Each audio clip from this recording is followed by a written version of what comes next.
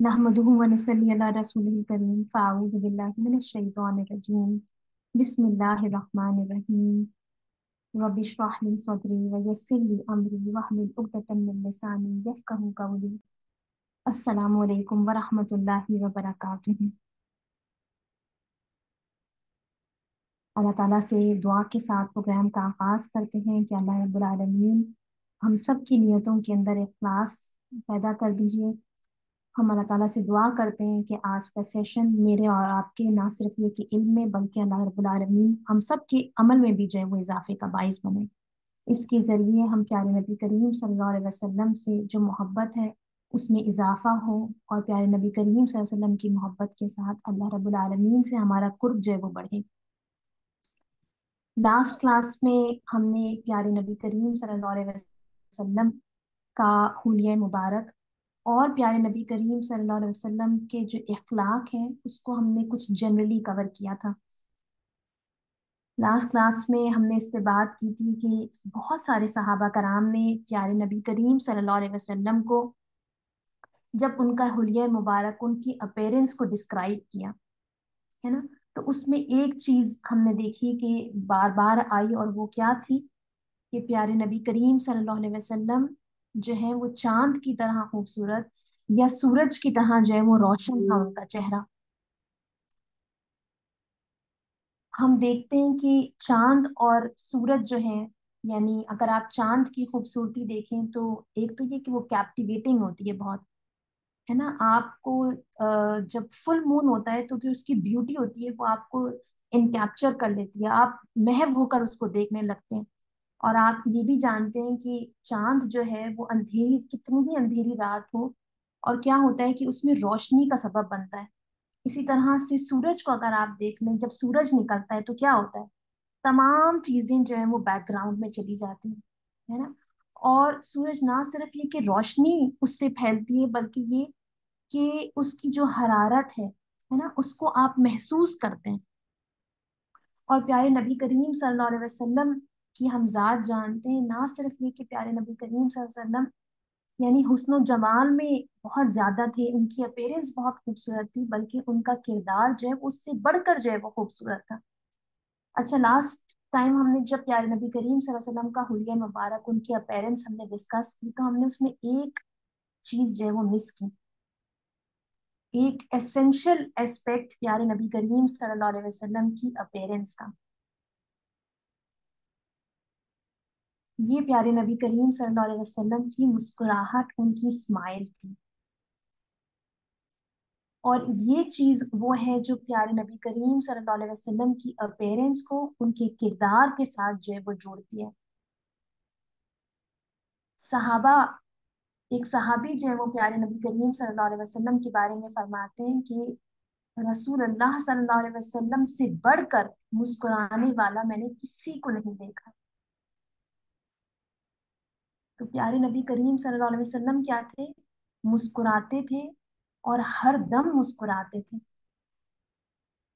जबकि आप जानते हैं कि प्यारे नबी करीम सल्लल्लाहु अलैहि वसल्लम को कुरान में अल्लाह रब्बुल आलमीन उनकी यानी जो कैफियत है, दिल की कैफियत, उनकी फिक्रमंदी को इन अल्फाज में बाक़ियुन नफ्सा का के अल्फाज के साथ जो है वो डिस्क्राइब करते हैं कि आप इनके पीछे के ये लोग ईमान ले आए, इतना ज्यादा आप उसके बारे में फिक्रमंद हैं कि लगता है कि आप अपने आप को हलाक कर लेंगे, है ना। आप जानते हैं कि रातों को प्यारे नबी करीम सल्लल्लाहु अलैहि वसल्लम किस कदर जो है वो रोते थे और गिरियाजारी करते थे, है ना, कि एट टाइम्स जिस जगह खड़े होकर नमाज पढ़ते थे, दुआ करते थे, वो जगह जो है वो पूरी वेट हो जाया करती थी।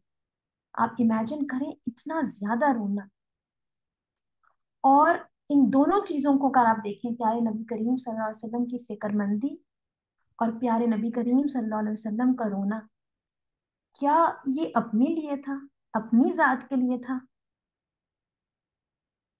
है ना, ये लोगों की खैर ख्वाही की वजह से था कि लोगों को किसी तरह मैं जो है वो उनके रब से जोड़ दूं, मैं लोगों को किसी तरह जहन्नुम की आग से बचा लूं। हालांकि आप यानी और इस सब के बावजूद क्या है कि प्यारे नबी करीम सल्लल्लाहु अलैहि वसल्लम जब लोगों के दरमियान होते थे, ہے نا، جب اللہ رب العالمین کے ساتھ تنہائی میں ہوتے تھے تو پیارے نبی کریم صلی اللہ علیہ وسلم راتوں کو گیریا ازاری کرتے تھے، اللہ تعالیٰ سے دعائیں مانگتے تھے اپنی امت کی جو ہے وہ اصلاح کے لیے، ان کی کامیابی کے لیے، ان کی آخرت میں جو ہے وہ اس سے کہ ان کو معاف کر دیا جائے۔ اور جب دن میں لوگوں کے درمیان ہوتے تھے تو پیارے نبی کریم صلی اللہ علیہ وسلم was always smiling, always had a beautiful smile on his face۔ جبکہ پیارے نبی کریم صلی اللہ علیہ وسلم ایک بڑی جماعت کی تربیت کر رہے تھے، ہے نا، صحابہ کرام یہ کتنی بڑی جماعت کی تربیت کر رہے تھے، ایک پوری مملکت کو چلانے کی ذمہ داری تھی آپ پیارے نبی کریم صلی اللہ علیہ وسلم کے اوپر، ایک بڑے کنبے کے سربراہ تھے پیارے نبی کریم صلی اللہ علیہ وسلم۔ اور اس سب کے درمیان مشرکین، یہود اور منافقین، یہ سب جو ہے وہ اسلام کے خلاف، پیارے نبی کریم صلی اللہ علیہ وسلم کے خلاف، مسلمانوں کے خلاف چالیں چلتے تھے، اور پھر بھی صحابہ کرام دیکھتے ہیں تو پیارے نبی کریم صلی اللہ علیہ وسلم کیا ہے؟ پیارے نبی کریم صلی اللہ علیہ وسلم مسکراتے ہیں۔ پیارے نبی کریم صلی اللہ علیہ وسلم کی حدیث یہ آپ سب نے سنی ہوگی کہ اپنے بھائی کے سامنے تمہارا مسکرانا تمہارے لیے صدقہ ہے۔ اور میں نے آپ سے یہ کہا کہ پیارے نبی کریم صلی اللہ علیہ وسلم نے، ہم دیکھتے ہیں کہ جو کچھ کہا اس کے اوپر عمل کر کے دکھایا، ہے نا۔ تو وہ جو صحابی نے کہا کہ میں نے نبی کریم صلی اللہ علیہ وسلم کو ہر دم مسکراتا دیکھا، اور نبی کریم صلی اللہ علیہ وسلم کا یہ فرمان کہ تم اپنے بھائی کو دیکھ کر مسکراؤ، یہ تمہارے لیے صدقہ ہے نا۔ دونوں میں آپ دیکھتے ہیں کہ علم اور عمل جو ہے وہ ایک ساتھ ہے۔ لاسٹ ٹائم جب پیارے نبی کریم صلی اللہ علیہ وسلم کا ہم کیریکٹر ڈسکس کر رہے تھے تو ہم نے پیارے نبی کریم صلی اللہ علیہ وسلم کا کیریکٹر دیکھا تھا کہ اللہ رب العالمین جب قرآن میں پیارے نبی کریم صلی اللہ علیہ وسلم کا کیریکٹر ڈسکرائب کرتے ہیں تو کن الفاظ میں کرتے ہیں کہ آپ لنتا ہیں، نرم مزاج ہیں، آپ رؤوف الرحیم ہیں، آپ رحمت للعالمین ہیں، ہے نا، آپ نرم مزاج ہیں، آپ رحم و کرم فرمانے والے ہیں۔ یہ جو مسکرانا ہے نا، یہ فرسٹ سائن ہوتا ہے جو آپ کی اپیرنس سے پتہ چلتا ہے کہ آپ ایک جینٹل اور ایک کائنڈ پرسن ہے۔ آپ کسی محفل میں جاتے ہیں، آپ کسی کو دیکھتے ہیں، آپ کسی سے ملاقات کرتے ہیں، اور جب وہ مسکراتا ہے تو آپ کے دل میں کیا تاثر پیدا ہوتا ہے اس شخص کے بارے میں، ہے نا۔ آپ کو فیل ہوتا ہے کہ یہ شخص جو ہے وہ نرم مزاج ہے، یہ اپروچیبل ہے، آپ کے دل میں اس کے لیے جگہ پیدا ہوتی ہے، اچھے جذبات پیدا ہوتے ہیں، یو فیل ویلکم۔ اچھا، میں اور آپ اگر آج یعنی اپنی اپیرنس کا حصہ بنا لیں مسکراہٹ، ہے نا، تو میں اور آپ کیا ہیں؟ پیارے نبی کریم صلی اللہ علیہ وسلم کا اتباع کرنے والے، ہے نا۔ یہ پیارے نبی کریم صلی اللہ علیہ وسلم کے جیسے بننے کی کوشش ہے۔ میں اور آپ ہم جانتے ہیں کہ عمومی طور پر کیا ہوتا ہے کہ گھر میں کوئی دعوت ہو، کوئی فنکشن ہو، بچوں کی ایگزامز ہو رہے ہوں، ہم جو ہے وہ بہت زیادہ مصروفیت بڑھ جائے، تھکن ہو جائے ہمیں بہت زیادہ، ہے نا، کوئی آرگیومنٹ ہو جائے کسی سے، میاں کوئی بات کہہ دیں، ہے نا، تو ہم کیا ہو جاتے ہیں؟ ہم چڑچڑے ہو جاتے ہیں، اریٹیبل ہو جاتے ہیں، ماتھے پر بل پڑ جاتے ہیں، ہمارا ٹالرنس لیول زیرو ہو جاتا ہے، ہمارے چہرے کی تاثرات سے پتہ چلنے لگتا ہے نا۔ میں اور آپ جو کہ امت کی مائیں ہیں، ہے نا، میں نے اور آپ نے اپنا ایٹیٹیوڈ جو ہے وہ، اپنی اپیرنس کو جو ہے وہ پیارے نبی کریم صلی اللہ علیہ وسلم سے میچ کرنا ہے مسکراہٹ کے ذریعے۔ پیارے نبی کریم صلی اللہ علیہ وسلم کی ایک حدیث، بہت خوبصورت حدیث آتی ہے جس میں پیارے نبی کریم صلی اللہ علیہ وسلم نے قریش کی نیک عورتوں کی تعریف کی، اور اس میں جس چیز کو پیارے نبی کریم صلی اللہ علیہ وسلم نے ہائی لائٹ کیا ان کی کوالٹی کو، ہے نا، اس میں پیارے نبی کریم صلی اللہ علیہ وسلم کہتے ہیں کہ احناء علی ولد فی صغرہ، کہ وہ ایسی عورتیں ہیں جو اپنے بچوں کے ساتھ کیسی کائنڈ ہیں، افیکشنیٹ ہیں، لونگ ہیں، ان کے ساتھ نرم مزاج ہیں۔ انس رضی اللہ تعالی عنہ پیارے نبی کریم صلی اللہ علیہ وسلم کے بارے میں فرماتے ہیں، ما رأیت احدا کانا ارحما بالعیال من رسول اللہ، میں نے رسول اللہ صلی اللہ علیہ وسلم سے بڑھ کر किसी को अपनी औलाद पर शफीक नहीं देखा। तो मैं और आप अगर मुस्कुराहट और ये नरमी का पहलू इख्तियार कर लें, है ना, तो हम कुछ कुछ नबी करीम सल्लल्लाहु अलैहि वसल्लम से, यानी उनके जैसा बनने की जो है वो कोशिश में कुछ किसी हद तक कामयाब होंगे। इस हवाले से जो सहाबा की तकलीद है वो बड़ी खूबसूरत आती है कि हजरत उस्मान गनी रजी अल्लाह ताला अन्हु के बारे में एक वाक़या आता है सीरत की किताबों में कि वो वजू करते थे और एक खास मकाम पर पहुंचकर वो मुस्कुराए एक दफा। तो एक सहाबी थे, उन्होंने उनको देखा ऐसे मुस्कुराते हुए कि कोई वजह नहीं है, और दरमियान वजू में एक जगह पहुंचकर और आप मुस्कुरा रहे हैं। तो उनसे पूछा कि आपके मुस्कुराने की क्या वजह है। तो हजरत उस्मान गनी रजी अल्लाह ताला अन्हु ने उसमें फरमाया कि इस मौके पर पहुंचकर प्यारे नबी करीम सल्लल्लाहु अलैहि वसल्लम मुस्कुराए थे। अच्छा, प्यारे नबी करीम सल्लल्लाहु अलैहि वसल्लम के बारे में एक वाक़या और बहुत खूबसूरत आता है। आपकी नरम मिजाजी, आपकी मुस्कुराहट जो है वो उसमें यकजा हो जाती है कि प्यारे नबी करीम सल्लल्लाहु अलैहि वसल्लम हजरतुल विदा पे जो है वो, यानी उसके सफर पर थे। और दौरान सफर एक मकाम पर पहुंचकर क्या हुआ कि अ, जिस ऊंट के ऊपर प्यारे नबी करीम सल्लल्लाहु अलैहि वसल्लम का, हज़रत अबू बकर का, उनके सब घर वालों का सामान था, वो ऊंट गुम हो गया। और उस ऊंट की हिफाजत एक गुलाम कर रहा था। तो यानी जब एक मकाम पर पहुंचकर यानी वो लोग वेट कर रहे थे कि वो ऊंट उनका सामान लेकर आए, गुलाम जो है वो ऊंट लेकर आए, उनका सामान लेकर आए। तो गुलाम ने आके जो है वो हजरत अबू बकर सिद्दीक रजी अल्लाह तआला अन्हु को बताया कि मुझसे जो है वो ऊंट गुम हो गया। तो अबू बकर सिद्दीक रजी अल्लाह तआला अन्हु को उसके ऊपर गुस्सा आया। है ना, आप सोचें सहरा के अंदर इतने कई दिनों के सफर पर निकले हुए हैं, और क्या है कि उसके अंदर जो सामान है सफर का वो गुम हो जाए। तो हजरत अबू बकर सिद्दीक रजी अल्लाह तआला अन्हु को बहुत गुस्सा आया,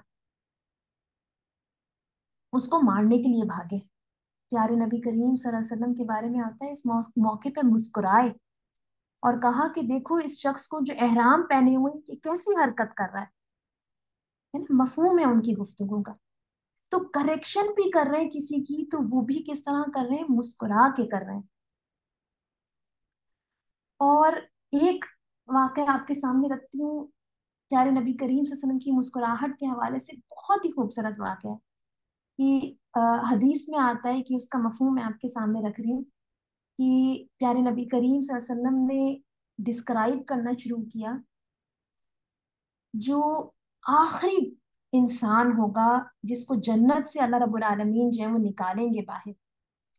प्यारे नबी करीम सल्लल्लाहु अलैहि वसल्लम उसको, उसके बारे में जो है वो बता रहे थे कि वो कौन शख्स होगा और किस तरह अल्लाह रब्बुल आलमीन यानी उसके ऊपर करम फरमाएंगे और उसको जो है वो जन्नत से निकालेंगे, और फिर उसके साथ गुफ्तगू होगी और वो किस तरीके से जन्नत के अंदर जो है वो उसको बहुत कुछ नवाजेंगे।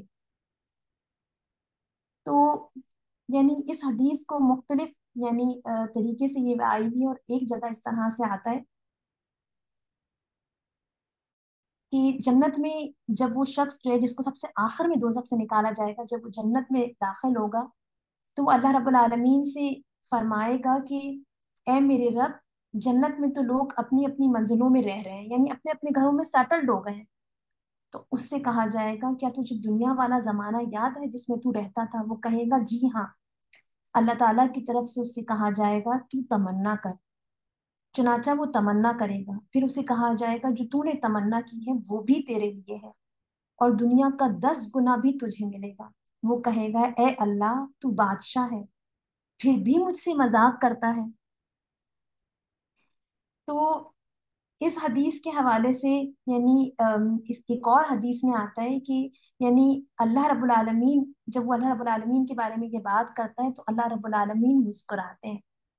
और जब नबी करीम सल्लल्लाहु अलैहि वसल्लम ये हदीस यानी ये वाकया बयान करते हैं, तो आता है कि प्यारे नबी करीम सल्लल्लाहु अलैहि वसल्लम इस कदर मुस्कुराते हैं कि आप सल्लल्लाहु अलैहि वसल्लम की जो दाढ़ें हैं वो नुमाया हो जाती हैं।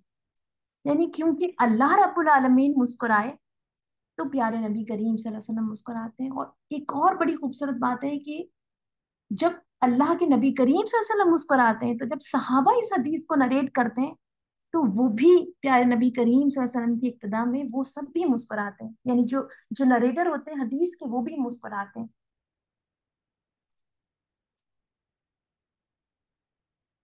اسکالرز کہتے ہیں کہ جو اللہ سے محبت ہے نا، وہ حب الفطری ہے، انسان کی نیچر میں رکھ دی گئی ہے. جیسی ایک بچے کی ماں سے محبت ہوتی ہے نا، وہ فطری ہوتی ہے. کسی کو یعنی اس کے اندر اس کو کچھ ایفرٹ کر کے نہیں محبت پیدا کرنی ہوتی. لیکن اسکالرز کہتے ہیں کہ جو پیارے نبی کریم صلی اللہ علیہ وسلم سے محبت ہے، یہ حب الاختیاری ہے. اس کو اختیار کرنا پڑتا ہے. It needs effort. Effort to know, effort to consciously love him, to obey him and try to be like him. اس بات کو جو ہے وہ ایک خوبصورت واقعہ آتا ہے سیرت میں جو اس کو بہت خوبصورت سے ایکسپلین کرتا ہے کہ بخاری کے اندر یہ واقعہ آتا ہے کہ حضرت عمر رضی اللہ تعالیٰ عنہ کے حوالے سے کہ وہ ایک روز پیارے نبی کریم صلی اللہ علیہ وسلم کے ساتھ تھے، اور آپ صلی اللہ علیہ وسلم نے حضرت عمر بن خطاب رضی اللہ تعالیٰ عنہ کا ہاتھ تھاما ہوا تھا. عمر رضی اللہ تعالیٰ عنہ سے آپ صلی اللہ علیہ وسلم نے عرض کیا، عمر رضی اللہ تعالیٰ عنہ نے آپ صلی اللہ علیہ وسلم سے عرض کیا کہ اے اللہ کے رسول یقیناً آپ مجھے میری جان کے سوا ہر چیز سے زیادہ پیارے ہیں. آپ صلی اللہ علیہ وسلم نے فرمایا، نہیں، قسم ہے اس ذات کی جس کے ہاتھ میں میری جان ہے، اس وقت تک کہ میں تجھے تیری جان سے بھی زیادہ پیارا نہ ہو جاؤں. عمر رضی اللہ تعالیٰ عنہ نے عرض کیا، اور آتا ہے اس میں کہ احادیث میں کہ کچھ دیر توقف کیا، سوچا، اور پھر عرض کیا، اللہ تعالیٰ کی قسم، واللہ یقیناً اب آپ مجھے میری جان سے بھی زیادہ پیارے ہیں. پیارے نبی کریم صلی اللہ علیہ وسلم اس پہ فرماتے ہیں، اے عمر، اب بات بنی ہے. کیا مطلب اس بات کا، اس حدیث کا ہمیں سمجھ میں آتا ہے کہ یہ محبت ایک دم سے ایسا کیا ہوا کہ عمر رضی اللہ تعالیٰ نے کہا کہ اچانک کہ یعنی اب تک تو میری اپنی ذات جو ہے وہ آپ کے اوپر میں یعنی اس زیادہ میں محبت کرتا تھا، لیکن اب جو ہے وہ آپ صلی اللہ علیہ وسلم مجھے خود اپنی ذات سے بھی زیادہ پیارے ہیں. یہ کیسے ہوا؟ چند لمحوں میں یہ کیسے ہوا کہ عمر رضی اللہ تعالیٰ نے یہ فیصلہ کر لیا کہ پیارے نبی کریم صلی اللہ علیہ وسلم کی بات، ان کے احکامات، ان کی پروٹیکشن، ان کی جان، اب مجھے ہر چیز پیارے نبی کریم صلی اللہ علیہ وسلم کی خود اپنی بات سے، اپنی اپنی یعنی کال سے، اپنے خیالات سے، اپنی جان سے، ہر چیز سے بڑھ کر جو ہے وہ زیادہ محبوب میں کروں گا. اس کو میں ٹاپ پرائرٹی کے اوپر رکھوں گا، وہ میری فرسٹ یعنی پرائرٹی ہے. تو اللہ کرے کہ میں اور آپ بھی ایسا کرنے لگ جائیں.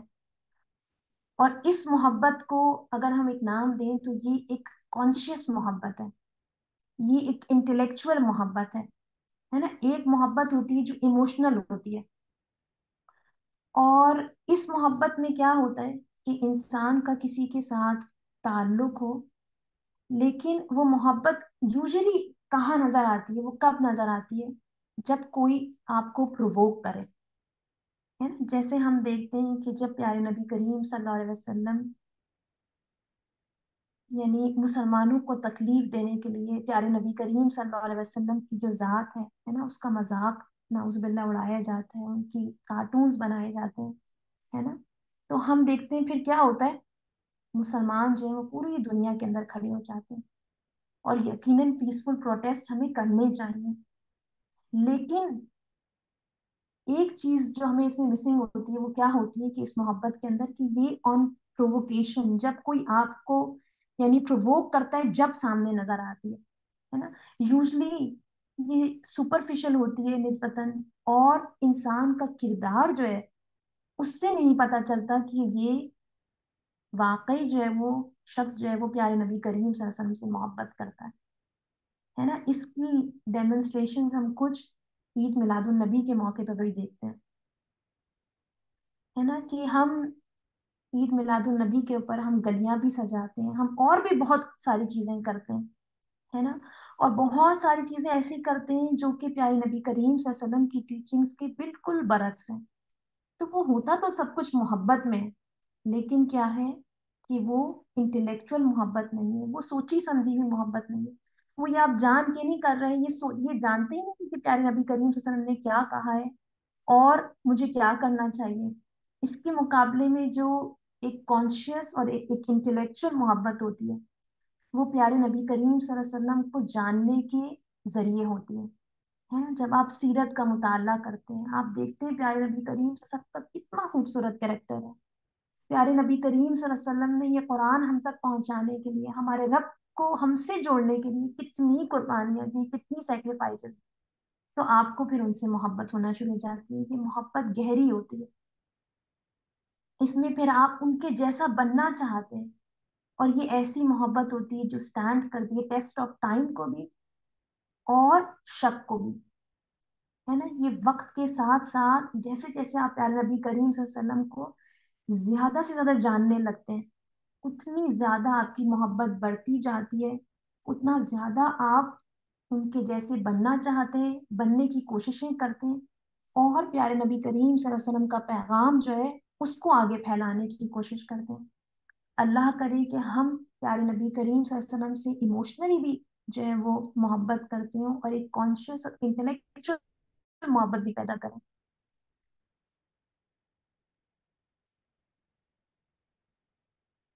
اس محبت کا ایک مظہر کیا ہے کہ ہم سب مل کر جو ہے وہ پیارے نبی کریم صلی اللہ علیہ وسلم کے اوپر درود بھیجیں۔ تو سب مل کر پیارے نبی کریم صلی اللہ علیہ وسلم کی ذات کے اوپر جو ہے وہ درود بھیجتے ہیں۔ اللہم صلی علی محمد وعلی آل محمد کما صلیت علی ابراہیم وعلی آل ابراہیم انک حمید مجید۔ اللہم بارک علی محمد وعلی آل محمد کما بارکت علی ابراہیم وعلی آل ابراہیم انک حمید مجید۔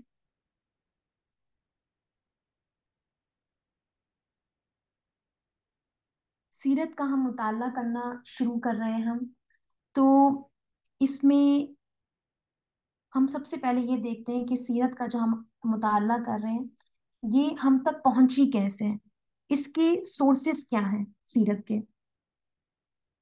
جب ہم سیرت کے سورسز کے اوپر ہم دیکھتے ہیں کہ سیرت کے سورسز کیا ہیں، تو ہمیں پتہ چلتا ہے کہ سیرت جو لکھی گئی ہے اس کے جو سورسز ہیں وہ تین ہیں، تین بنیادی سورسز ہیں۔ سب سے پہلا سورس ہے خود قرآن مجید، پھر اس کے بعد جو سورس ہے وہ احادیث کی جو کتابیں ہیں، بکس ہیں، وہ ہے، اور پھر تیسرا جو سورس ہے وہ کتب سیرت ہے اور مغازی ہے۔ مغازی کے حوالے سے لاسٹ ٹائم میں نے آپ کے سامنے رکھا تھا کہ نبی کریم صلی اللہ علیہ وسلم کے زمانے میں جو غزوات پیش آئے، جو سریہ پیش آئے، جو جو جنگیں ہوئیں، ہے نا، اس کو جو ہے وہ مغازی کہا جاتا ہے۔ اور جب سیرت یعنی لکھنا شروع کی گئی تو انیشلی جو ہے وہ مغازی لکھے گئے۔ قرآن مجید کے اندر دیکھتے ہیں کہ کس طریقے سے سیرت جو ہے اس کا سورس جو ہے وہ قرآن مجید ہے۔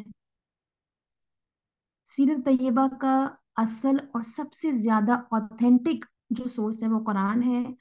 قرآن مجید دو طرح سے سیرت کے سورس کے طور پر کام کرتا ہے۔ اس میں پیارے نبی کریم صلی اللہ علیہ وسلم کی مبارک زندگی کے بہت سارے واقعات ہمیں ملتے ہیں، غزوات کا احوال ملتا ہے اور حالات کا ذکر ملتا ہے۔ اور قرآن کریم میں جتنی تعلیمات آئی ہیں ہم سب جانتے ہیں کہ پیارے نبی کریم صلی اللہ علیہ وسلم نے عملاً جو ہے وہ نافذ کیا۔ پھر جو ہے وہ کتب احادیث آتی ہیں جس میں پیارے نبی کریم صلی اللہ علیہ وسلم نے قرآن کے اندر جو احکامات تھے اس کو کیسے امپلیمنٹ کیا اپنی زندگی میں، صحابہ کی زندگی میں، اس معاشرے میں۔ اور پھر کتب سیرت و مغازی آتے ہیں۔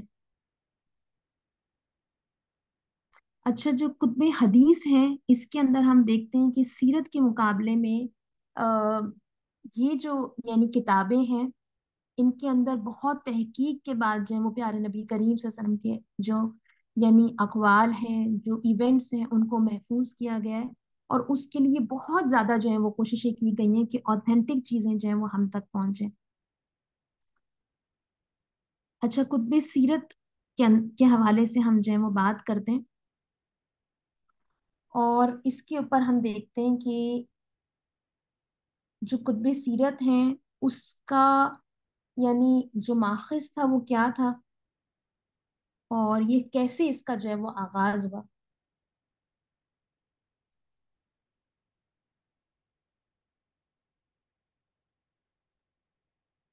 اچھا، ہم دیکھتے ہیں کہ پیارے نبی کریم صلی اللہ علیہ وسلم کی یعنی وفات تک جو امت کو ریٹن سرمایہ ملا، اس کے اندر کیا کیا چیزیں شامل ہیں؟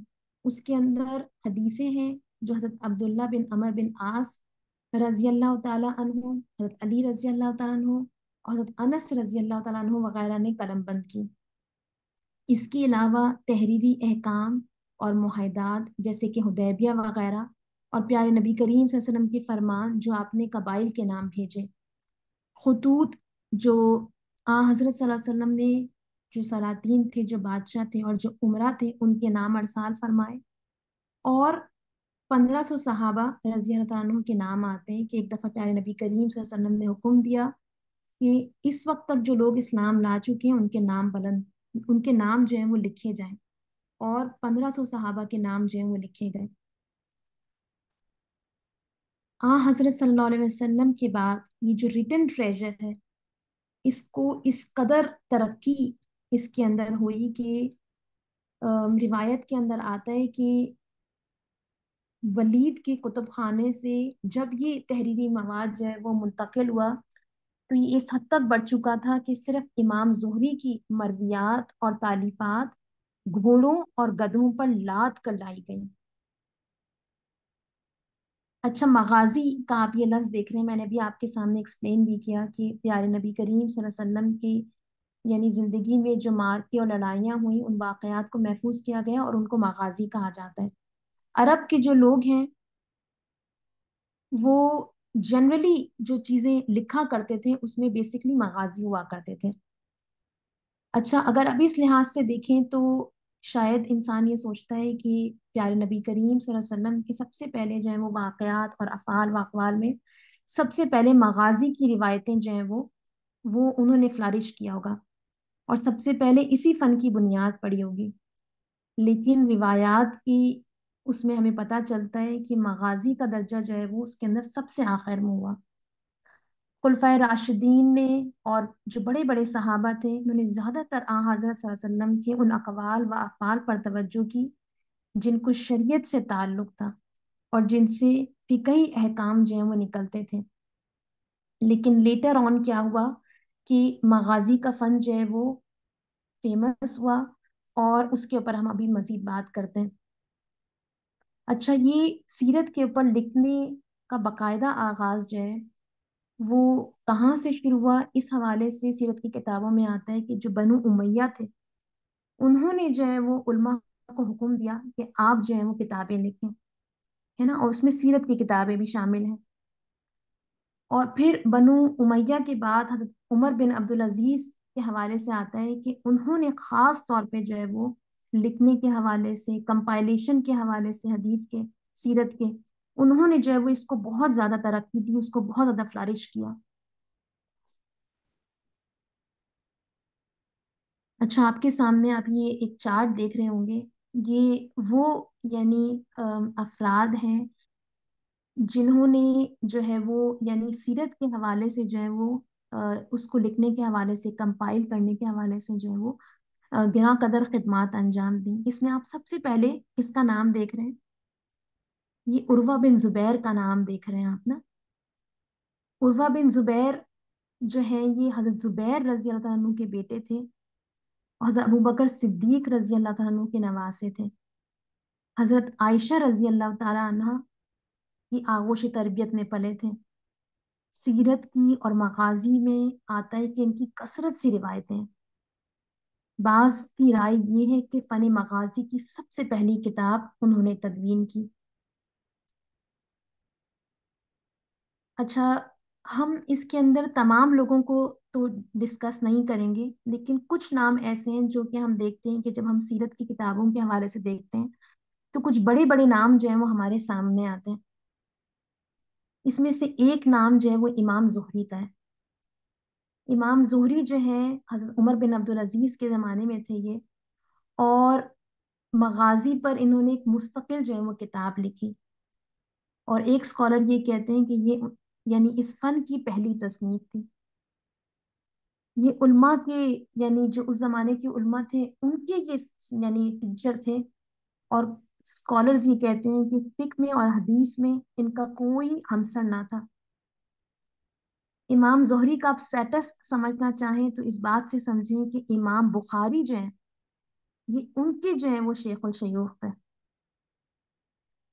اور امام زہری کے حوالے سے آتا ہے کہ انہوں نے حدیث و روایات کے حاصل کرنے میں یہ محنتیں اٹھائیں کہ مدینہ منورہ میں ایک ایک انصاری کے گھر پر جاتے، جوان بوڑھے عورت مرد جو مل جاتا، یہاں تک کہ پردہ نشین عورتوں سے جا کر پیارے نبی کریم صلی اللہ علیہ وسلم کے اقوال اور حالات پوچھتے اور ان کو لکھتے۔ یہ نسباً جو ہے قریشی تھے، 50 ہجری میں پیدا ہوئے، اور انہوں نے بہت سے صحابہ کرام کو جو ہے وہ دیکھا تھا۔ امام زہری کی وجہ سے آتا ہے کہ مغازی و سیرت کا عام ذوق جو ہے وہ لوگوں میں پیدا ہونا شروع ہوا، اور ان کے حلقے درس سے اکثر ایسے لوگ نکلے جو خاص اس فن میں کمال رکھتے تھے۔ ان کی ٹاپ 2 اسٹوڈنٹس جو ہیں ان میں جن کو بہت شہرت حاصل ہوئی، اس میں ایک موسیٰ بن عقبہ ہے اور ایک محمد بن اسحاق۔ یہ موسیٰ بن عقبہ کا نام ابھی آپ اسکرین پہ دیکھ رہے ہیں، یہ خاندان زبیر کے غلام تھے۔ ابھی ہم نے عروہ بن زبیر کے حوالے سے بات کی نا، تو یہ خاندان زبیر کے غلام تھے۔ حضرت عبداللہ بن عمر رضی اللہ تعالیٰ عنہ کو دیکھا تھا۔ فن حدیث میں امام مالک ان کے شاگرد ہیں۔ امام مالک ان کی نہایت تعریف کرتے تھے اور لوگوں کو ترغیب دیتے تھے کہ فن مغازی سیکھنا ہو تو موسیٰ سے سیکھو۔ ان کی جو انہوں نے مغازی لکھی، جو پیارے نبی کریم صلی اللہ علیہ وسلم کے زمانے میں جو جنگیں ہوئیں، جو غزوات ہوئے، جو انہوں نے لکھی، ان کی خصوصیات کے اندر ایک بات جس کو یعنی ہائی لائٹ میں کروں گی وہ یہ ہے کہ انہوں نے جو ہے وہ اس کو لکھنے میں بہت احتیاط کی اور صرف وہی روایتیں لیں جو ان کے نزدیک صحیح ثابت ہوئیں۔ ان کی یہ کتاب جو انہوں نے لکھی یہ بہت مختصر تھی، لیکن آج دنیا کے اندر یہ موجود نہیں ہے۔ اچھا، ایک بہت بڑا نام ہم دیکھتے ہیں سیرت کی کتابوں میں سیرت کے حوالے سے، تو وہ کیا ہے؟ آپ نے سیرت ابن اسحاق کا نام سنا ہوگا۔ سیرت ابن اسحاق جو ہے وہ محمد بن اسحاق جو ہیں ان کی لکھی ہوئی ہے۔ سیرت ابن اسحاق جو ہے یہ جو معروف اور مشہور ہوئی، اس کتاب کا اصل نام جو ہے وہ سیرت رسول صلی اللہ علیہ وسلم ہے۔ یہ تابعی تھے، دوسری صدی ہجری میں یعنی انہوں نے یہ کتاب لکھی، اور اسے اولین سیرت و تاریخ کی کتاب جو ہے وہ مانا جاتا ہے۔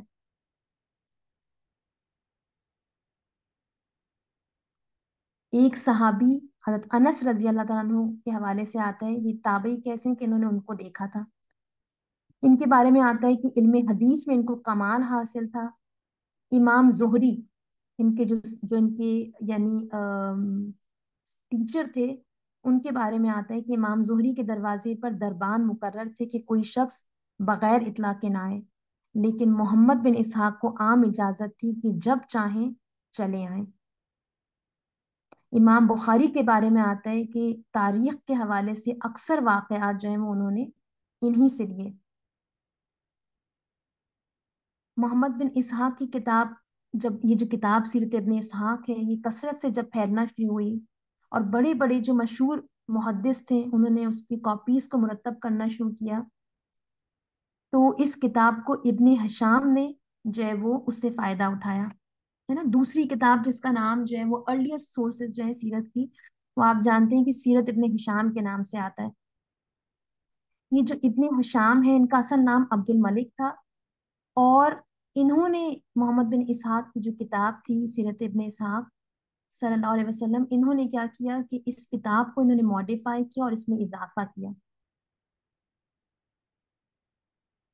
ابن ہشام خود جو ہے وہ ایک فیمس جو ہے وہ محدث ہیں اور ہسٹورین ہیں، اور انہوں نے سیرت میں یہ اضافہ کیا کہ سیرت میں جو مشکل الفاظ آتے تھے انہوں نے ان کی بھی تفصیل لکھی۔ اس کے علاوہ ابن سعد کا نام جو ہے وہ، یعنی آپ کو سیرت کے اندر کتابوں کے اندر ملتا ہے، ان کی کتاب طبقات کا نام آپ نے شاید سنا ہو۔ یہ ابن سعد جو ہے وہ مشہور محدث تھے، ان کے ٹیچر واقدی تھے، اور ان کی جو کتاب طبقات تھی یہ 12 والیومز پہ مشتمل تھی۔ اس میں سے خاص طور پہ جو 2 والیومز تھے وہ صرف اور صرف پیارے نبی کریم صلی اللہ علیہ وسلم کے حالات کے اوپر، پیارے نبی کریم صلی اللہ علیہ وسلم کی سیرت کے اوپر جو ہے وہ مشتمل تھے۔ اس کتاب کے حوالے سے ایک بہت انٹرسٹنگ آپ کے سامنے ایک بات رکھتی ہوں کہ یہ کتاب جو ہے وہ جب انہوں نے لکھی اس کے بعد لیٹر آن اس کی کتاب جو ہے وہ تقریباً جو ہے وہ ناپید ہونا شروع ہو گئی، یعنی دنیا کے کسی لائبریری میں اس کا پورا نسخہ موجود نہ تھا۔ جو شہنشاہ جرمن تھا، بادشاہ تھا، اس کو اس کی تباہ و اشاعت کا خیال ہوا، چنانچہ لاکھ روپے جیب خاص سے دیے، اور اس نے ایک پروفیسر کو ہائر کیا، ان کو مامور کیا کہ وہ جو ہے وہ اس کے تمام جو ڈفرینٹ یعنی اس کے پیجز ہیں، اس کے اجزاء ہیں، اس کو اکٹھا کریں۔ اور پروفیسر جو تھے ان کے بارے میں آتا ہے کہ انہوں نے قسطنطنیہ، مصر اور یورپ جا کر جا بجا جو ہے وہ تمام جلدیں جو ہیں وہ کلیکٹ کی، ان کو پہنچایا۔ یورپ کے 12 پروفیسروں نے جو ہے وہ الگ الگ جلدوں کی تصحیح، ان کی کریکشن اپنے ذمے لی، چنانچہ نہایت اہتمام اور صحت کے ساتھ یہ نسخہ ہالینڈ میں جو ہے وہ چھپ کر شائع ہوا۔ سیرت کے اوپر جو ہے وہ امام بخاری نے بھی جو ہے وہ 2 کتابیں لکھی، لیکن یہ بہت مختصر جو ہے وہ سیرت کے اوپر جو ہے وہ کتابیں ہیں۔ ایک اور کتاب جو ہے، ایک اور پرسنالٹی جو ہے وہ کس کی ہے؟ وہ امام تبری کی ہے۔ ہسٹوریکل کنٹیکسٹ کے اندر کہا جاتا ہے کہ سب سے کمپریہنسو اور ڈیٹیلڈ کتاب جو ہے وہ امام تبری کی ہے، تاریخ کبیر۔ تو یہ آپ کے سامنے کچھ جو ہے وہ مختصراً میں نے جو ہے وہ سیرت کا کتابوں کا جو ہے وہ میں نے آپ کو سورس یعنی بتایا ہے کس طرح سے یہ آغاز ہوا سیرت لکھنے کا۔ اور آج ہم جانتے ہیں کہ دنیا میں یعنی ان گنت جو ہے وہ سیرت کے حوالے سے جو ہے وہ کتابیں ملتی ہیں۔ نہ صرف یہ کہ مسلمان اسکالرز نے جو ہے وہ پیارے نبی کریم صلی اللہ علیہ وسلم کی ذات کے اوپر لکھا، بلکہ ہم جانتے ہیں کہ نان مسلمز نے بھی اور یورپ کے بھی جو ہے وہ بہت سارے یعنی مصنفین نے جو ہے وہ پیارے نبی کریم صلی اللہ علیہ وسلم کی ذات کے اوپر جو ہے وہ کتابیں لکھی ہیں۔ یہ سب آپ کے سامنے رکھنے کا ایک مقصد تھا، ہے نا، کہ یہ سیرت جو مجھ تک اور آپ تک آج پہنچی ہے یہ بعض لوگوں کی پوری زندگی کے ایفرٹ کا جو ہے نتیجہ ہے نا۔ میں اور آپ آج کتنے آرام سے ہم ایک کتاب کھولتے ہیں سیرت کی، اور ہمیں پیارے نبی کریم صلی اللہ علیہ وسلم کی زندگی کے کتنے اسپیکٹ جو ہیں ہمارے سامنے آ جاتے ہیں۔ بعض لوگوں نے، جیسے میں نے آپ کو سامنے امام زہری کا رکھا تھا، کہ ایک ایک گھر کے اوپر جا کر نوک کر کر لوگوں سے یعنی صحابہ کرام سے جو ہے وہ احوال لینا، اس کو لکھنا، اس کو کمپائل کرنا۔ تو اللہ کرے کہ میں اور آپ جو ہیں وہ اس کی قدر کرنے والے ہوں، اللہ کا اس کے اوپر شکر کرنے والے ہوں کہ پیارے نبی کریم صلی اللہ علیہ وسلم کا اسوہ اس خوبصورتی کے ساتھ جو ہے وہ ان اسکالرز نے جو ہے وہ محفوظ کیا اور ہم تک اس کو پہنچایا۔ اللہ رب العالمین ان تمام لوگوں کی کے اوپر اپنی رحمت فرمائے، اپنا کرم فرمائے، جنہوں نے اس کے اندر جو ہے اپنا حصہ ڈالا۔ اس کے بعد ہم کچھ عرب کی جو ہے وہ عرب کے یعنی کہ پیارے نبی کریم صلی اللہ علیہ وسلم ہم جانتے ہیں، ہم سب جانتے ہیں کہ کس جگہ پیارے نبی کریم صلی اللہ علیہ وسلم جو ہیں وہ پیدا ہوئے، عرب کے اندر پیدا ہوئے۔ اس حوالے سے کچھ چیزیں ہم دیکھتے ہیں۔ اچھا، یہ تمام چیزیں آپ کے سامنے رکھنے کا مقصد یہ ہے کہ ہم جب سیرت کا مطالعہ کرنے لگے، اس کا آغاز کر رہے ہیں، تو کچھ چیزیں ہمارے سامنے، اس کا بیک گراؤنڈ، ان حالات میں پیارے نبی کریم صلی اللہ علیہ وسلم آئے. آپ جانتے ہیں کہ پیارے نبی کریم صلی اللہ علیہ وسلم کی زندگی کو جب ہم اسٹڈی کرتے ہیں تو علاقے، قومیں، قبیلے یہ بہت زیادہ میٹر کرتے ہیں، ہے نا. تو تھوڑا سا ہم اس کا بیک گراؤنڈ ہم دیکھ لیتے ہیں تاکہ مجھے اور آپ کو سیرت جو ہے اس میں سمجھنے میں جو ہے وہ مدد دے. اور ہمارے سامنے جب ہم سیرت پڑھیں تو پوری ایک پکچر جو ہے وہ ایک ہمارے ذہن کے اندر جو ہے وہ اس کی بنتی چلی جائے. اچھا، پہلی چیز ہم یہ دیکھتے ہیں کہ یہ جو عرب ہے یہ لفظ آیا کہاں سے. عرب لفظ کے حوالے سے دو تین باتیں آتی ہیں کہ مختلف، یعنی اس کے اندر یعنی ڈفرینس آف اوپینین ہے کہ جو ورڈ عرب ہے یہ آیا کہاں سے. ایک اس کے اندر جو یعنی بات آتی ہے وہ یہ آتی ہے کہ یارب بن قحطان جو ہیں، یعنی جن کا تعلق یمن سے آتا ہے، اور کہا جاتا ہے کہ وہ فور فادر تھے العرب العریبہ کا، اور یہ پیور عرب یعنی تھے کہا جاتا ہے. اور کہا جاتا ہے کہ ان کی نسل سے، ان کے بیٹوں کی نسل سے آگے جو ہے وہ عرب جو ہے، عرب قوم جو ہے وہ وجود میں آئی. تو ایک جو ہے وہ اسپیکولیشن یہ آتی ہے. اور دوسری جو بات ہمیں ملتی ہے وہ یہ ملتی ہے کہ عرب جو ہے یہ ورڈ اعراب سے آیا ہوا ہے جس کا مطلب ہے ایلیکوینٹ. عرب لوگوں کے بارے میں آتا ہے کہ وہ یعنی اپنی سپیچ کے اوپر، اپنی فن خطابت کے اوپر، اپنی زبان کے اوپر ان کو بہت فخر تھا، اور وہ اس کے سامنے تمام دنیا کو جو ہے وہ ہیچ سمجھتے تھے. اس لیے انہوں نے اپنے آپ کو عرب اور دنیا کی اور تمام قوموں کو عجم کہہ کر پکارا. تیسرا جو اس حوالے سے یعنی آتا ہے کہ یہ عرب کا لفظ کہاں سے آیا، اور علامہ سید سلمان ندوی رحمۃ اللہ علیہ جو ہیں، جنہوں نے سیرت کے اوپر بڑی خوبصورت کتاب لکھی، وہ کہتے ہیں کہ سب سے اوتھینٹک یعنی جو بات ہے وہ یہ ہے کہ یہ جو لفظ ہے عرب، یہ عربا یا عروبہ سے آیا ہے، جس کے معنی ہے صحرا، ڈیزرٹ، بیرن لینڈ.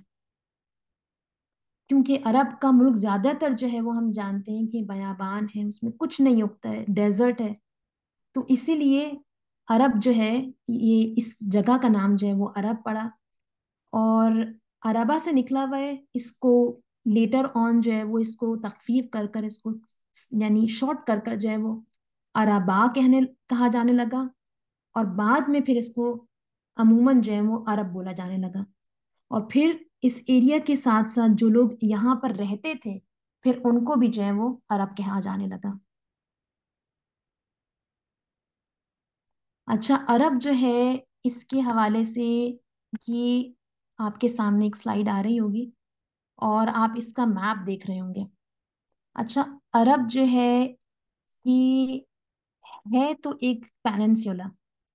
پیننسولا اس لینڈ کو بولتے ہیں جو جنرلی چاروں طرف سے جو ہے وہ پانی سے جو ہے وہ گھرا ہوا ہوتا ہے، سوائے اپنے ایک حصے کے جو کہ زمین سے جڑا ہوتا ہے. تو یہ ہے تو پیننسولا، لیکن اس کو کہا جو ہے وہ اہل عرب اس کو ہمیشہ، لیکن اس کو کہتے کیا تھے؟ جزیرت العرب، ہے نا. آئی لینڈ کہا کرتے تھے، ہے نا. اور آئی لینڈ، کیونکہ آئی لینڈ اور پیننسولا میں فرق کیا ہوتا ہے کہ آئی لینڈ جو ہے وہ چاروں طرف سے پانی سے گھرا ہوتا ہے، لیکن اہل عرب جو ہے وہ عرب کو جو ہے وہ جزیرت العرب کہتے تھے. آپ اس کی لوکیشن دیکھیں تو بہت ہی سینٹرل اس کی لوکیشن ہے. آپ دیکھیں پہلے کہ تین کانٹیننٹس جو ہیں وہ اس سے کنیکٹڈ ہیں. اگر آپ رائٹ پہ دیکھیں تو اس سے جو ہے وہ ایشیا کنیکٹڈ ہے. آپ اس کے ٹاپ پہ دیکھیں تو یہ اوپر یورپ آتا ہے، اور اگر آپ اس کے لیفٹ پہ دیکھیں تو آپ دیکھیں گے کہ اس پہ یہ جو ہے وہ افریقہ سے کنیکٹڈ ہے. تو تین کانٹیننٹس کے یہ بیچ میں موجود ہے. اور آپ دیکھتے ہیں کہ اس کے ساؤتھ میں جو ہے وہ عربین سی آتا ہے، اس کی رائٹ پہ پرشین گلف آتا ہے، اور اس کی لیفٹ پہ جو ہے وہ ریڈ سی آتا ہے. اس کی لوکیشن کے حوالے سے ہم دیکھتے ہیں کہ یہ ایک تو یہ کہ تین کانٹیننٹس کے مڈل میں آتا ہے، اور پھر ہم یہ دیکھتے ہیں کہ یہ سی اور لینڈ سے جو ہے وہ دنیا سے جو ہے وہ رائٹ اینڈ لیفٹ سے جو ہے وہ ملا ہوا ہے. اس حوالے سے سید سلمان ندوی ایک بات کہتے ہیں بڑی پیاری، وہ کہتے ہیں کہ اگر تمام دنیا کی ہدایت کے واسطے ایک واحد مرکز قائم کرنے کے لیے ہم جگہ کا انتخاب کرنا چاہیں تو عرب ہی اس کے لیے موضوع ہے نا، کہ یہ بقیہ دنیا سے اتنی خوبصورتی سے یہ کنیکٹڈ ہے، اتنی مڈل میں ہے کہ اللہ رب العالمین نے اس علاقے کو جو ہے وہ منتخب کیا اپنے آخری نبی پیارے نبی کریم صلی اللہ علیہ وسلم کو مبعوث کرنے کے لیے۔ عرب کے حوالے سے کچھ باتیں ہیں جو ہم ریکال کر لیتے ہیں، یقیناً آپ سب بھی اس حوالے سے جانتے ہوں گے کہ عرب کا جو کلائمیٹ ہے وہ کیسا ہے۔ وہ ایکسٹریملی ہارش کلائمیٹ ہے، دن کے اندر بہت گرمی ہوتی ہے، رات کے اندر بہت سردی ہوتی ہے، منیمل یہاں پر جو ہے وہ رین فال ہوتی ہے، زیادہ تر حصہ جو ہے وہ عرب کا صحرا پہ مشتمل ہے، ماؤنٹینز پہ مشتمل ہے، کہیں کہیں آپ کو نخلستان یا اویسز بھی نظر آتے ہیں۔ عرب کے اندر جو فرٹائل ایریا ہے، زرخیز علاقہ ہے، وہ زیادہ تر جو ہے وہ یمن کے یعنی پاس جو ہے، یمن کے اراؤنڈ جو ماؤنٹینز ہیں اس جگہ جو ہے وہ آپ کو یہ جو ہے وہ فرٹائل ایریا نظر آتا ہے۔ اچھا، عرب کے جو رہنے، عرب کے اندر جن لوگوں نے سکونت اختیار کی، جو لوگ جس طرح کے پائے جاتے تھے پیارے نبی کریم صلی اللہ علیہ وسلم کے زمانے میں، تو آپ کو دو طرح کے لوگ جو ہیں وہ اس میں نظر آتے ہیں۔ ایک نومیڈس نظر آتے ہیں، بدو جن کو ہم کہتے ہیں، اور دوسرے سیٹلرز ہیں جو کہ نخلستانوں کے گرد جو ہیں وہ سیٹل ہوا کرتے تھے۔ دونوں کا تھوڑا سا لیونگ سٹائل جو ہے وہ ڈفرینٹ ہے۔ جو بدو تھے وہ ہم جانتے ہیں کہ وہ ٹینٹس میں رہا کرتے تھے، وہ زیادہ تر جو ہیں وہ بکریاں، جو دمبے، اونٹ، ان کو جو ہے وہ چراتے تھے، ان کو وہ پالتے تھے، اور بہت اسٹرانگ ٹرائبل سسٹم تھا، اور وہ ان کی نیڈ بھی تھی کیونکہ صحرا کے اندر حفاظت کے لیے جو ہے وہ ان کو اس کی ضرورت تھی۔ اس کے مقابلے میں جو سیٹلرز ہیں، جو نخلستانوں کے ارد گرد جو لوگ آباد تھے، وہ یعنی ہم دیکھتے ہیں کہ وہ زیادہ تر جو ہے فارمرز تھے، انہوں نے باقاعدہ شہر آباد کیے، اور جو شہر تھے وہ پھر ٹریڈ کا جو ہے وہ سینٹر بنے۔ یہ جو سیٹلرز ہیں یہ کہاں آباد ہوئے؟ یہ دو جگہوں پہ آباد ہوئے، ایک حجاز کے علاقے میں اور ایک عرب کے ساؤتھ میں، یعنی یمن اور اس کے آس پاس کا علاقہ۔ اچھا، اس میں حجاز کا آپ لوگوں نے، بہت سارے لوگوں نے جو ہے وہ بہت دفعہ نام سنا ہوگا، حجاز حجاز۔ حجاز کہتے کس علاقے کو ہیں عرب میں؟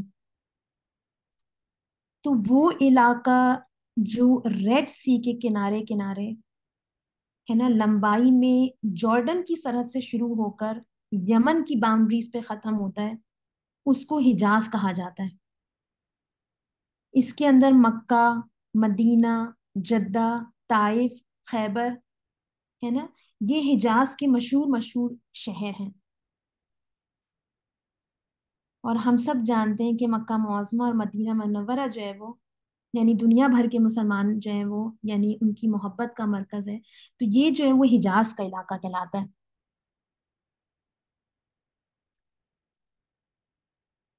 اچھا، اب کس طریقے سے پیارے نبی کریم صلی اللہ علیہ وسلم کی یعنی جو یعنی فور فادرز تھے وہ کس طرح سے عرب میں آئے، اس کو ہم کچھ دیکھتے ہیں۔ اس سے پہلے تھوڑا سا آپ یہ ایک روٹ دیکھ رہے ہیں کہ ٹریڈ روٹ دیکھ رہے ہیں کہ جو عرب تھے وہ ٹریڈ کیا کرتے تھے۔ یہ جو ریڈ لائنز ہیں پوری آپ کے سامنے یعنی نظر آ رہی ہیں کہ یہ سی روٹ تھا، اور جو یلو لائنز آپ کو نظر آ رہی ہیں یہ لینڈ کے تھرو وہ ٹریڈ کیا کرتے تھے، اور یہ مختلف ممالک سے جو ہے وہ اسپائسز لے کر آتے تھے، پرفیومز لے کر آتے تھے، وہاں سے پریشیس میٹرز لے کر آتے تھے، ہتھیار لے کر آتے تھے، سلک لے کر آتے تھے، اور پھر یہ وہ لا کر جو ہے وہ عرب کے اندر ڈیورنگ ٹریولنگ بھی جو ہے وہ یعنی وہ سیل کیا کرتے تھے، اور جو ٹریڈ سینٹرز تھے وہاں لا کے بھی یہ سیل کیا کرتے تھے۔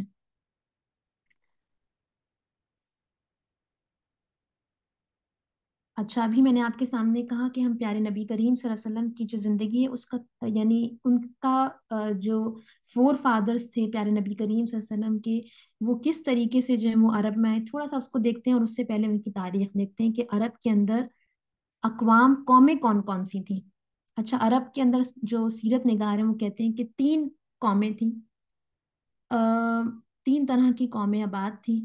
ایک عرب باعدہ، پیرش نیشنز جو کہ ختم ہو گئی، اب ان کا وجود نہیں ہے، اس میں عاد اور سمود آتی ہے. دوسری عرب مستعربہ کہلاتی ہیں، یہ وہ ہیں جو کہ اسماعیل علیہ السلام کی نسل سے، ان کو عدنانی عرب بھی کہا جاتا ہے. اور تیسری جو قومیں ہیں عرب عاربہ، قحطانی عرب بھی ان کو کہا جاتا ہے، ان کو کہا جاتا ہے کہ یہ پیور عربز ہیں. اور انہی کے قبیلوں میں سے آپ دیکھتے ہیں کہ اوس اور خزرج، اور انہی میں سے جو ہے وہ آپ کو دو قبیلوں کے اور نام ملیں گے جو کہ یعنی سیرت کے اندر ایک امپورٹنٹ رول پلے کرتے ہیں. ایک بنو خزا ہے اور دوسرا بنو جرہم. اب تھوڑا سا ہم یعنی دیکھتے ہیں کہ پیارے نبی کریم صلی اللہ علیہ وسلم جو ہیں، ان کے فور فادرز جو ہیں وہ کس طریقے سے جو ہے وہ عرب میں تشریف لے کر آئے. آپ سب جانتے ہیں کہ ابراہیم علیہ السلام جو ہیں پیارے نبی کریم صلی اللہ علیہ وسلم ان کی نسل سے ہیں. اور ابراہیم علیہ السلام کون ہیں؟ ابو الانبیاء، خلیل الرحمن، ہے نا، اللہ کے دوست. ابراہیم علیہ السلام جو ہیں وہ عراق کے شہر جو ہے وہ ار سے ان کا تعلق تھا. جب انہوں نے وہاں سے مائگریشن کی تو سب سے پہلے ان کے بارے میں آتا ہے کہ وہ حران گئے. اور حران جو ہے یہ یعنی کہا جاتا ہے کہ آج جو پریزنٹ ڈے ٹرکی ہے اس کا بالکل جو ساؤتھن اینڈ ہے یہ وہاں ہے. تو یہ وہاں گئے اور پھر وہاں سے یہ فلسطین سے ہوتے ہوئے ابراہیم علیہ السلام جو ہے وہ مصر گئے دعوت دینے کے لیے. مصر کے اندر ہم جانتے ہیں کہ ابراہیم علیہ السلام جو ہے وہ اپنی وائف سارہ علیہ السلام کے ساتھ جو ہے وہاں گئے تھے، اور وہاں کے بادشاہ کی نیت جو ہے وہ حضرت سارہ کے اوپر خراب ہوئی، لیکن وہ ان کو کوئی نقصان نہیں پہنچا سکا کیونکہ اللہ تعالیٰ کی طرف سے کچھ ایسے ویزیبل سائنز آئے کہ حضرت سارہ علیہ السلام جو ہے وہ اللہ کی پسندیدہ ہیں. اور اس نے ان کو اپروچ کرنے سے پھر توبہ کی اور ان کو گفٹ کے اندر جو ہے وہ ہاجر دی. حضرت ہاجرہ جو ہیں جب انہوں نے حضرت سارہ کو جو ہے وہ مصر کے بادشاہ نے جو ہے وہ حضرت ہاجرہ کو جو ہے وہ حضرت سارہ کو گفٹ کیا، تو حضرت سارہ کی اس وقت تک یعنی حضرت ابراہیم علیہ السلام، حضرت سارہ جو ہے جو ان کی وائف تھی، ان کی اس وقت تک کوئی اولاد نہیں تھی. اور ان کی شادی کو یعنی کافی وقت گزر چکا تھا. حضرت سارہ نے خود جو ہے وہ یہ دیکھتے ہوئے حضرت ہاجر کی شادی جو ہے وہ ابراہیم علیہ السلام سے کی. یہ فیملی اس کے بعد جو ہے وہ یعنی فلسطین آ گئی، اور پھر اللہ کا حکم آیا. اللہ رب العالمین نے حضرت ابراہیم علیہ السلام کو کمانڈ کیا کہ آپ جو ہیں وہ مکہ کے پاس جا کر جو ہے وہ اپنی اس فیملی کو جو ہے وہاں پر چھوڑ کر آئیں. اور ابراہیم علیہ السلام نے اللہ رب العالمین کی اس حکم کی پیروی کی، اور اس طریقے سے ابراہیم علیہ السلام کی جو نسل ہے وہ مکہ پہنچی، اور جو ہے وہ یعنی جو ابھی ہم دیکھ رہے تھے کہ وہ پھر ایک قوم بنی. انشاءاللہ نیکسٹ ویک جو ہے ہم یہیں سے ہم کنٹینیو کریں گے کہ جب ابراہیم علیہ السلام نے اللہ رب العالمین کے حکم پر اپنے بیٹے اسماعیل علیہ السلام، بڑے بیٹے اسماعیل علیہ السلام اور ہاجر کو جو ہے وہاں چھوڑا، تو اس کے بعد جو ہے وہ کیا ہوا. آج کے لیے پھر ایک ریمائنڈر کہ میں نے اور آپ نے پیارے نبی کریم صلی اللہ علیہ وسلم کی زندگی کا مطالعہ ہم نے شوق سے کرنا ہے، اس جذبے سے کرنا ہے کہ جیسے جیسے ہم پیارے نبی کریم صلی اللہ علیہ وسلم کی زندگی کو جانتے جائیں گے، ان کی کردار سے واقف ہوتے جائیں گے، اس کی گہرائی میں اترتے جائیں گے، میں اور آپ کوشش یہ کریں گے کہ ہم اپنی کردار کو، اپنے کریکٹر کو جو ہے وہ اس جیسا بنانے کی کوشش کریں. وآخر دعوانا ان الحمد للہ رب العالمین. سبحانک اللہم و بحمدک، نشہد ان لا الہ الا انت، نستغفرک و نتوب الیک. السلام علیکم ورحمۃ اللہ وبرکاتہ.